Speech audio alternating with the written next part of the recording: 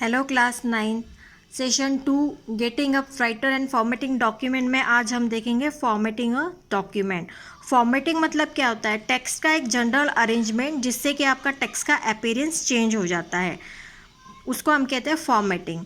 So let's start with formatting a document. A general arrangement of a text is known as a formatting. It is the formatting that makes your document presentable. ये formatting ऐसे होती है जिससे कि आपका जो document है वो presentable form में show होता है.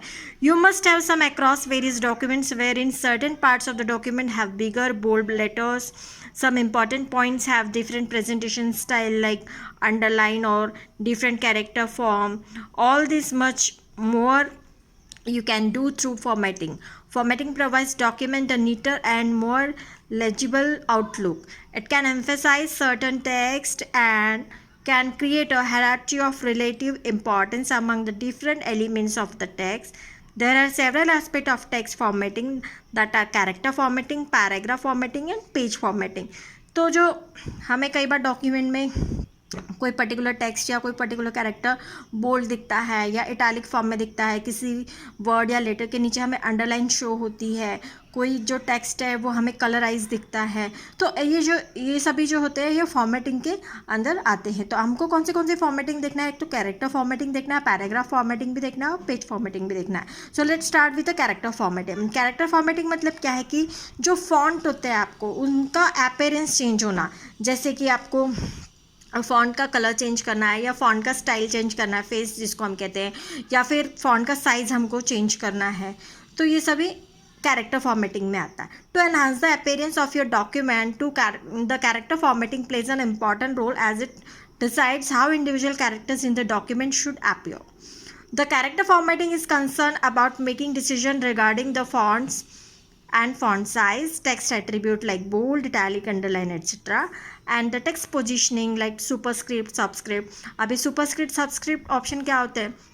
सुपरस्क्रिप्ट मतलब जैसे कि हमें कोई मैथ्स के फॉर्मूले टाइप करने होते हैं, जैसे a² + b², तो ये हमें वर्ड डॉक्यूमेंट में कैसे टाइप करना है, तो using a superscript option we can do this. और सबस्क्रिप्ट मतलब जैसे हमें केमिस्ट्री के कोई फॉर्मूले होते हैं लाइक H2O, तो ये जो 2 जो है वो बेस में आता है, तो ये हमें वर्ड डॉक्यूमेंट में हम कैसे करेंगे, तो ये जो 2 है बेस में आने के लिए हम सबस्क्रिप्ट ऑप्शन का यूज़ करते हैं।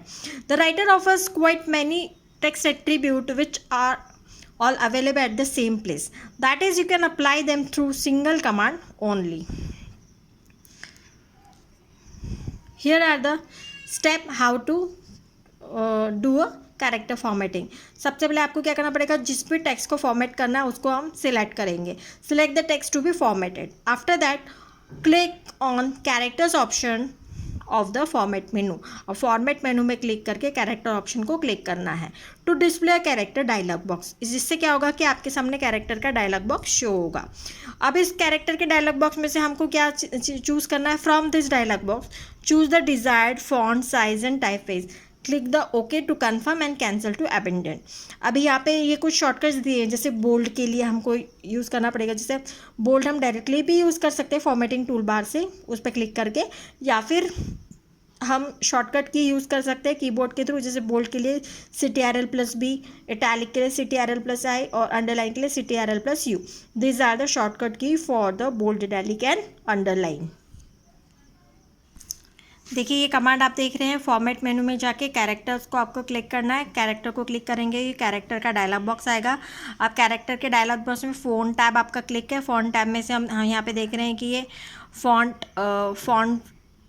फ़ॉन्ट फेस और साइज़ और ये फ़ॉन्ट के टाइप डिफरेंट हम यहाँ से सिलेक्ट कर सकते हैं। उसके बाद में ये आपको दिख ही रहा है, ये आपका फॉर्मेटिंग टूल बार में भी ये सभी ऑप्शन आपको मिलते हैं। उसके बाद में you can choose a different font effect such as font colour, shadow, underline, overline, underline, strike through etcetera by clicking at the font effect option.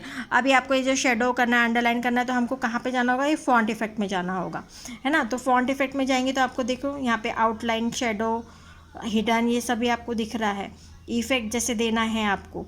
In the same way you can select the text position such as the make to super screen and subscript के लिए आपको क्या करना पड़ेगा? ये position third tab जो है, third tab पे क्लिक करना पड़ेगा। ये देखो पोजीशन ऑप्शन है, अभी यहाँ पे सिलेक्ट है, यहाँ पे आपको दिख रहा है सुपरस्क्रिप्ट, सबस्क्रिप्ट एंड नॉर्मल, तो ये पोजिशनिंग के लिए हम करेंगे।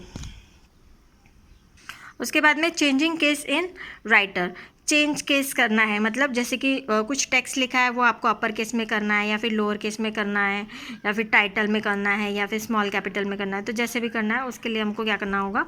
Open office writer offers you mainly 4 types of case conversion, upper case and और कैपिटल। सो अपर केस और कैपिटल मतलब सभी टेक्स्ट आपका अपर केस में शो होगा, लोअर केस मतलब सभी लेटर्स जो है सभी कैरेक्टर्स आपके स्मॉल केस में होंगे। टाइटल में आपको दिख ही रहा है कि टाइटल में क्या होगा कि हर लेटर का, हर वर्ड का फर्स्ट लेटर आपका कैपिटल में दिख रहा है।